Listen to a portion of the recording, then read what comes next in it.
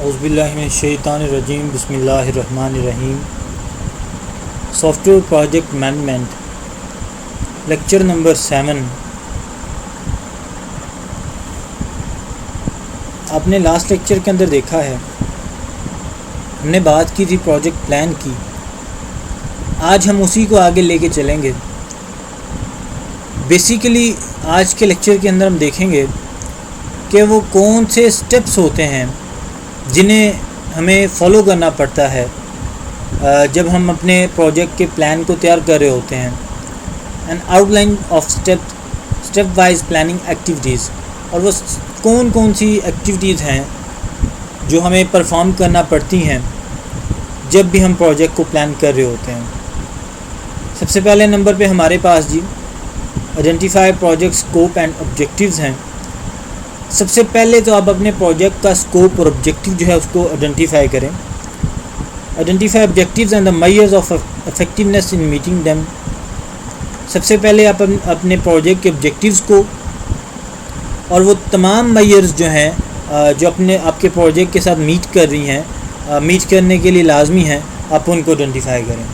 Establish a project authority, उस project की authority जो है वो कौन होगा, कौन किसको ऑर्डर करेगा, कौन किसको रिपोर्ट करेगा, उसको इस्टेब्लिश करें। आइडेंटिफाई द स्टेक होल्डर्स, आपके प्रोजेक्ट के स्टेक होल्डर्स कौन कौन से हैं उनको आइडेंटिफाई करें। Modify objectives in the light of stakeholders analysis, आप according to the stakeholder analysis जो है अपने ऑब्जेक्टिव्स को है मॉडिफाई करें अगर कहीं पे कोई चेंजिंग करने का क्या कहा जा रहा है आपसे। Establish the methods of the communication with our parties, आप जितने भी लोग हैं, टॉप मैनेजमेंट है, लोअर वर्कर्स हैं, मिडल मैन्स हैं, आप जितने भी आपके जो वर्कर्स हैं, पार्टीज़ हैं, उनके साथ जिस मेथड के ज़रिए कम्युनिकेट करेंगे उसको भी इस्टेब्लिश करें। नंबर 2 हमारे पास आता है जी identify the project infrastructure. Establish the relationship between project and strategic planning. Identify installation standards and the procedures, आप उन सारे स्टैंडर्ड्स को, प्रोसीजर्स को आइडेंटिफाई करें जो इंस्टॉलेशन के लिए आप इस्तेमाल करेंगे। Identify the project team organisation, आपकी पूरी टीम की जो ऑर्गेनाइजेशन बनेगी आप उसको भी आइडेंटिफाई करें। नंबर 3 हमारे पास आता है analyse the project characteristics. Distinguish the project as either objective और द प्रोजेक्ट ड्रिवन, हम अपने प्रोजेक्ट के अंदर जो ऑब्जेक्टिव्स होंगे उनको डिस्टिंग्विश कर देंगे जो हमारी आउटकम है उसे। Analyse the other project characteristics, जो भी हमारे पास बाकी खसूसियात हैं प्रोजेक्ट की हम उनको भी एनालाइज करेंगे यहाँ पे। Identify high level project risk, आपके प्रोजेक्ट के अंदर हाई लेवल के जो रिस्क हैं जो आपके प्रोजेक्ट को फेल्योर की तरफ, लो लेवल के भी लेके जाते हैं लेकिन हाई लेवल के जो रिस्क हैं वो ज़्यादा क्योंकि फेल्योर की तरफ लेके जाते हैं आपको, वो हाई रिस्की होते हैं, इसलिए उनको आइडेंटिफाई करें। Take into account user requirement concerning the implementation. Select the general life cycle approach, आप अपने प्रोजेक्ट के लिए लाइफ साइकिल अप्रोच जो है वो उसको जनरलाइज करवा लें। रिव्यू ओवरऑल रिसोर्स एस्टीमेट, आपके पास जितने भी रिसोर्सेज हैं उनका जो एस्टीमेट है वो लगा लें। Identify the product and activities. Number 4 हमारे पास है जी identify and describe the product including the quality criteria, आपकी जो प्रोडक्ट है उसको अच्छे से आप आइडेंटिफाई करवाएं, उसकी क्वालिटी को आपने बड़ा जी मद्देनज़र रखना है। डॉक्यूमेंट जेनरिक प्रोडक्ट फ्लोज, उस पूरी जो प्रोडक्ट है उसको तैयार करने के लिए जो आपका फ़्लो होगा प्रोग्राम का कि कहाँ से स्टार्ट करेंगे और कहाँ तक इसको लेके चलेंगे, कहाँ पे एंड करवाएंगे, उसको आप जनरलाइज करवा लें डॉक्यूमेंट की फॉर्म में। रिकग्नाइज द प्रोडक्ट इंस्टेंसेस, आपके प्रोडक्ट की जो इंस्टेंसेस हैं उसको आइडेंटिफाई करें, रिकग्नाइज करें। Product the ideal activity network, आपकी प्रोडक्ट की जो आइडियल नेटवर्क है उसको आप आइडेंटिफाई करें, प्रोड्यूस करें। Modify the ideal to take into account need for the stages and the check points, आपकी जो स्टेजेस हैं 1 by 1 या जो चेक पॉइंट्स हैं आप उनको भी आइडेंटिफाई करेंगे कि नंबर 10 पे 10% है, 20% है, 30% है, वो आहिस्ता आहिस्ता चेक पॉइंट्स जैसे जैसे क्रॉस करेंगे आपका जो प्रोजेक्ट है वो सक्सेस की तरफ मूव करता रहेगा। उसके बाद हमारे पास estimate effort for each activity है, आप carry out bottom up estimates low level पे जो एस्टिमेट्स हैं उनको भी आप आइडेंटिफाई करवाएं। Revise plan to create controllable activities, उन सारी एक्टिविटीज़ को कंट्रोल करने के लिए भी जो कंट्रोलेबल एक्टिविटीज़ हैं उनको जो आपने कंट्रोल करने के लिए जो प्लान बनाया है उसको भी एक दफ़ा आप रिवाइज़ करें। Identify activity risk, identify and the quantify activity based risk, आपके प्रोग्राम के अंदर, आपके प्रोजेक्ट के अंदर जो एक्टिविटी बेस्ड रिस्क हैं उनको आइडेंटिफाई करें। क्वान्टिफाई का मतलब ये है कि यहाँ पे उनका जो असर है हमारे प्रोजेक्ट के अंदर वो कितना होगा, हाई रिस्की है, लो रिस्की है, whatever they are. Plan risk reduction and contingency measures appropriate, adjust plan and estimate to take account of risk. अब अपने प्लान को इस तरह से एडजस्ट करें कि आपके जो रिस्क हैं उनको एस्टिमेट किया जा सके। Allocate resources, identify and allocate resources, जितने भी आपके रिसोर्सेज हैं उनको आइडेंटिफाई करें, एलोकेट करें। Revise plan and estimate to account for the resource constraints, जो रिसोर्स कंस्ट्रेंट्स हैं उनको रिवाइज प्लान उनके लिए भी तैयार करें। Review publicise plan, review quality aspects of the project plan, अपने प्रोजेक्ट प्लान के जो क्वालिटी एस्पेक्ट्स हैं उनको एक दफ़ा से रिव्यू करें। Document plan and obtain agreement, आप उस सारे के सारे प्रोजेक्ट को डॉक्यूमेंट करें और उसका एग्रीमेंट जो है वो हासिल कर लें बाद में। बड़ा इंपॉर्टेंट टॉपिक है जी वर्क ब्रेकडाउन स्ट्रक्चर, WBS आप लोगों ने पहले भी पढ़ा होगा। Hierarchical list of project work activities, आपके प्रोजेक्ट के अंदर जितने भी काम किए जाएंगे, जितनी भी एक्टिविटीज़ जो हम परफॉर्म की जाएंगी, उन सब की जो लिस्ट है उसे हम नाम देते हैं हायरार्किकल लिस्ट, जो है उसे हम नाम देते हैं WBS।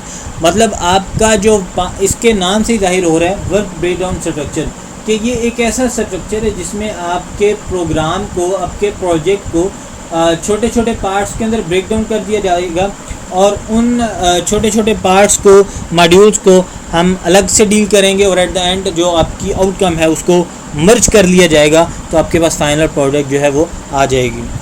List of activities not things, इसमें ये बड़ा ज़रूरी पॉइंट है यहाँ पे कि बाज़ लोग इसके अंदर थिंग्स को इंक्लूड कर लेते हैं, चीज़ें जो है रिसोर्सेज वगैरह जो आ जाते हैं वो आपके वर्क बेस डाउन स्ट्रक्चर के अंदर नहीं आती, बल्कि जो आपकी एक्टिविटीज़ हैं वो आपकी ब्रेक डाउन स्ट्रक्चर के अंदर आती हैं। दो तरह के फॉर्मेट्स होते हैं जिसके अंदर आउटलाइन है, इंडेंटेड फॉर्मेट है, या ग्राफिकल ट्री है, ऑर्गेनाइजेशनल चार्ट है।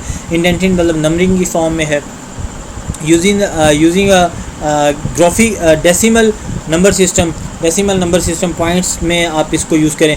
मगर मतलब ये है कि अगर आपके पास एक पॉइंट है 3 और 3 के सब पॉइंट बन रहे हैं 3 और, तो 3 के जो सब पॉइंट बनेंगे वो 3.1 पहला आ जाएगा, 3.2 आ जाएगा और 3.3 आ जाएगा। इसी तरह सोन जो है 0 इज़ टिपिकली टॉप लेवल, जो 0 होता है वो बेसिकली टॉप लेवल पे होता है। Includes the development management and the project support activities, आपके प्रोजेक्ट के अंदर जितनी भी सपोर्ट एक्टिविटीज़ हैं वो सारी की सारी WBS के अंदर होती हैं। Shows is content in relationship, आपका किस एंटिटी का किसके साथ क्या रिलेशनशिप होगा। Do not show dependencies or the duration, आपने WBS के अंदर डिपेंडेंसीज जो है वो नहीं शो करवानी होती, ना ही ड्यूरेशन शो करवाना होता है कि आपका ये मॉड्यूल जो है कितने टाइम के अंदर कंप्लीट होगा। Why do we require a WBS structure to organise the work to done, आप अपने जो काम करने जा रहे हैं उसको ऑर्गेनाइज करने के लिए आपको WBS की ज़रूरत पड़ती है। To illustrate the work to be done, आप जो काम करने जा रहे हैं उसको अच्छे से एक्सप्लेन करने के लिए, इलस्ट्रेट करने के लिए WBS की ज़रूरत पड़ती है। To assure that all the necessary work has been identified, इस बात को की यकीन दहानी करने के लिए कि जितना भी हमने काम करना है वो सारे का सारा आइडेंटिफाई हो चुका है। To divide the work into small well defined task, इस बात के ये इसलिए भी ज़रूरी है कि आप अपने काम को छोटे छोटे पार्ट्स के अंदर डिवाइड कर दें। To facilitate planning, estimating and scheduling of the project, आपके प्रोजेक्ट की जो प्लानिंग है, एस्टिमेटिंग है, स्केजुलिंग है, उसको फैसिलिटेट करने के लिए। To provide a basis for the data monitoring and historical data collection. To identify the contractual task and the deliverables.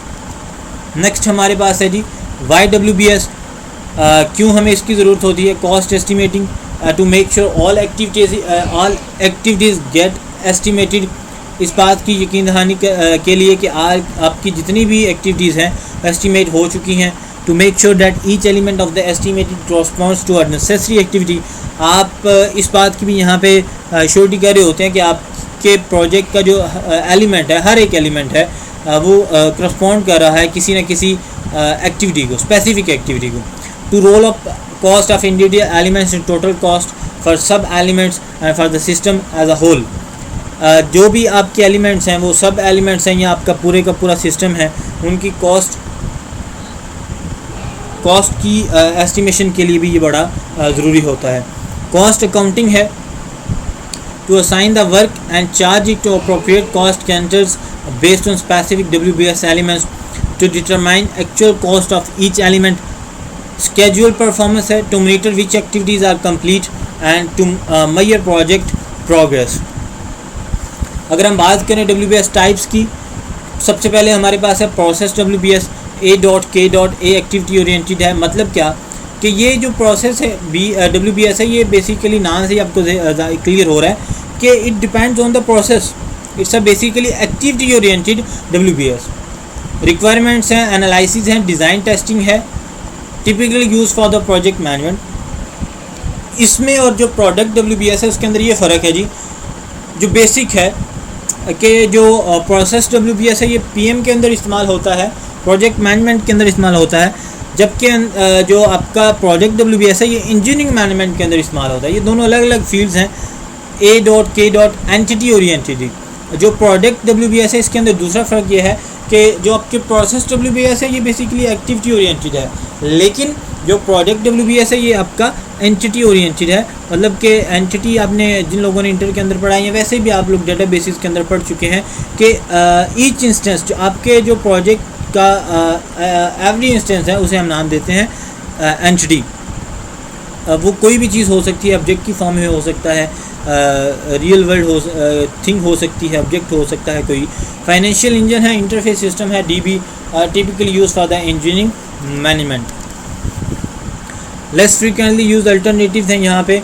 सबसे ऑर्गेनाइजेशनल WBS है, research, product design, engineering operations वगैरह के लिए, मतलब किसी प्रॉपर ऑर्गेनाइजेशन के अंदर जो WBS इस्तेमाल होता है उसे हम नाम देते हैं ऑर्गेनाइजेशनल WBS। रिसर्च के लिए यूज़ हो रहा है, प्रोडक्ट को डिज़ाइन करने के लिए यूज़ हो रहा है, इंजीनियरिंग अप्रोच के लिए यूज़ हो रहा है। Can be useful for highly cross functional projects. जो आपके क्रॉस फंक्शनल प्रोजेक्ट्स हैं उनके अंदर जो है वो बहुत ज़्यादा यूज़ होता है ऑर्गेनाइजेशनल WBS। जियोग्राफिकल WBS है, रीजन पे डिपेंडेंट है, जैसे नाम से यहाँ पे क्लियर हो रहा है। Can be useful with distributed teams. जिस तरह हमारे पास डिस्ट्रीब्यूटेड सिस्टम्स होते हैं, बैंक का बड़ा डिस्ट्रीब्यूटेड सिस्टम स्ट्रॉन्ग होता है कि उनका हेड ऑफिस कराची के अंदर है, लेकिन पूरे पाकिस्तान के अंदर उनकी जो ब्रांचेज हैं उनको वो मैनेज कर रहा है और उनको वो लुक आफ्टर कर रहा है। तो इस तरह के जो सिस्टम है हमारे पास वो जियोग्राफिकल WBS को यूज़ करते हैं।